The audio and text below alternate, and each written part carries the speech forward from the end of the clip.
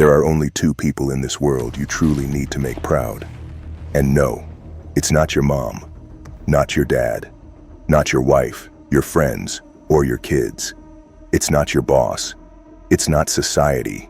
It's not some influencer you follow or strangers on the internet. It's the 8-year-old version of you and the 80-year-old version of you.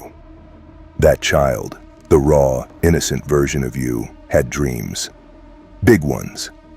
That child looked at the world with awe, with fire in their chest and stars in their eyes. They didn't care about money, social approval, or playing it safe. That 8-year-old didn't measure life by how many cars you owned, how big your house was, or how many people clapped when you walked into a room. That child measured life in magic, in possibility, in the feeling that anything was possible, that you were capable of becoming someone legendary. And that voice, that belief, that inner fire, it's still there. Even if it's been buried under years of compromise, disappointment, and responsibility. Even if it's been silenced by failures, heartbreaks, and rejection. That 8-year-old version of you, the one who believed you could be a hero, a builder, a legend, is still watching, still waiting, and still hoping you haven't fully given up on them. Now fast forward to the other end of your life, the 80-year-old version of you. That version is sitting somewhere in the distance, waiting to greet you. And when you get there, when time is no longer your friend, and your body no longer obeys your commands, and the rush of life has settled, that 80-year-old version of you will look you in the eyes and ask the real questions. Did you live like you meant it?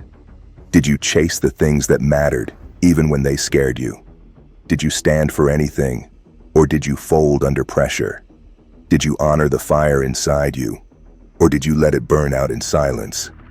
The world will feed you lies about success, how it's found in titles, trophies, and validation from others. But the truth sits in those two mirrors, the eyes of the child and the eyes of the elder. That's where your real report card lives.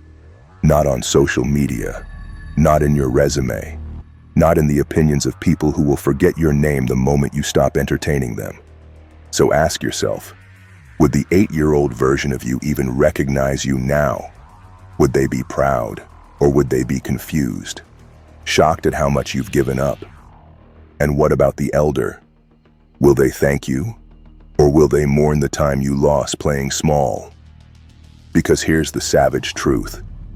The version of you right now is standing in the middle. You're the bridge between both timelines. You're the only one who can make peace between the dreamer and the future judge. You are the executioner of your own potential, or the architect of your legacy. This isn't just poetic talk. This is tactical, strategic, real. You want purpose? You want power? Stop asking the world what you should do. Ask the child. Ask the elder. That child was fearless. That elder is wise. And both of them want you to stop wasting time being someone you're not. The child didn't dream of being a slave to a paycheck, afraid to speak their truth, afraid to take risks, numbed out by comfort and routine. And the elder doesn't care about how many people you impressed. They care about how much you lived, how much you fought, how hard you loved, how often you refused to quit when it would have been easier to give up. Look around you. Most people are living to please everyone but those two souls. They sacrifice their authenticity to fit in. They bury their fire to feel accepted. They betray their future for the illusion of stability. But you, if you're listening to this, you're not most people. You were born to make both of those versions of you proud. You were born to carry the child's fire and the elder's wisdom. You were born to be the version of you that finally broke the chain of mediocrity. The one that didn't fold.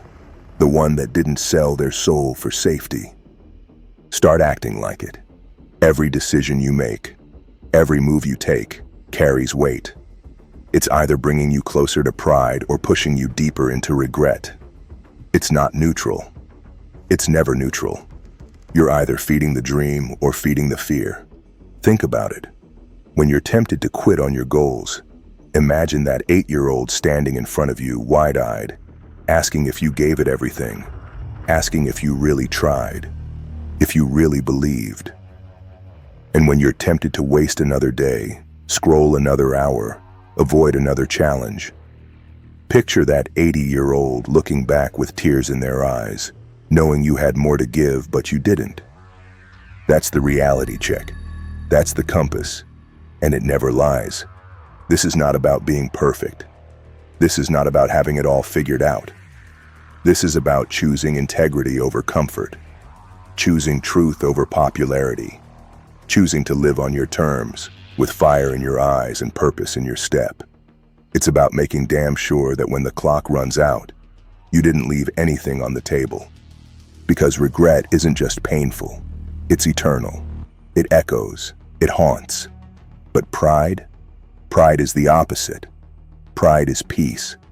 And when those two versions of you are proud, you'll know. You'll feel it in your chest, in your spirit, in your walk.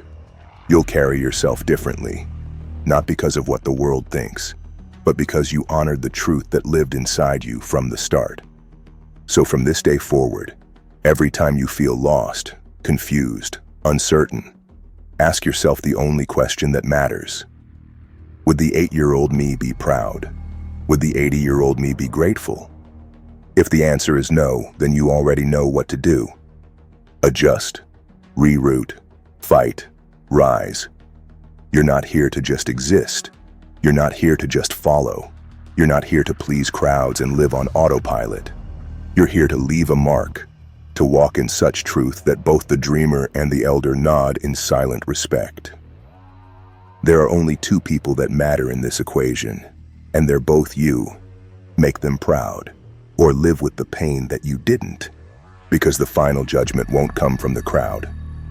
It will come from your own soul, and you'll either meet that moment with pride, or drown in the silence of what could have been. Choose wisely, choose boldly, choose now.